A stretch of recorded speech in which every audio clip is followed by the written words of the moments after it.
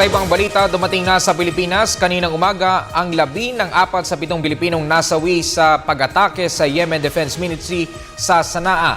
Dumating sa NAIA Cargo Terminal ang Emirates Airlines flight ang mga labi nina Dr. Ruben Valenzuela at mga nurse na sina Hazel Pueblos, Edward Anthony de Guzman at Rosita Santiago.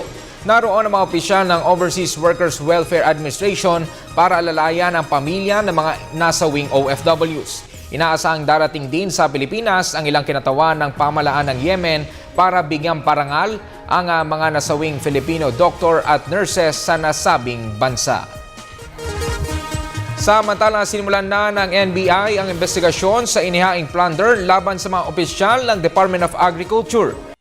Kaugnay ng umano'y labis na pagsingil sa inimport na bigas mula sa Vietnam noong Mayo. Narito ang ulat ni Noel Perfecto.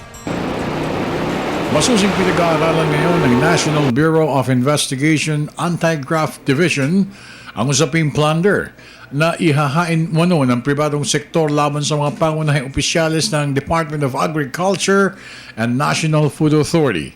Kaugnay pa rin ng 457.2 million pesos overpricing mula sa inimporta na 205,700 metric tons na Vietnam rice noong Mayo 2013.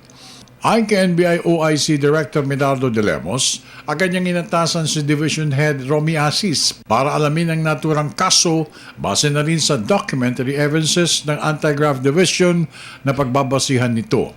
Meron tayong investigation dyan na nirefer ni DOJ Secretary sa NBI at naka-assign yan sa ating anti-graft kina Attorney Asis at wala pa tayong maire-report ngayon na development pero ongoing ang investigation natin dyan. Yung 450 million na importation from Vietnam. Inamin ni De Lemos na medyo abala at puno ang schedule ng Bureau sa mga naglalakihang usapin tulad ng power cartel, ERC heads sa pork scam, PDAFs at ang mga fake SARO scams, Malampaya fund scam at ang walang kamatayang investment scam issue na kinasasakutan ng Malaysian businessman ni San Manuel Amalillo. Kung ano man ang ebidensya na makalap natin, yun ang magiging basis ng ating findings at recommendations. Pero definitely yung investigation will continue.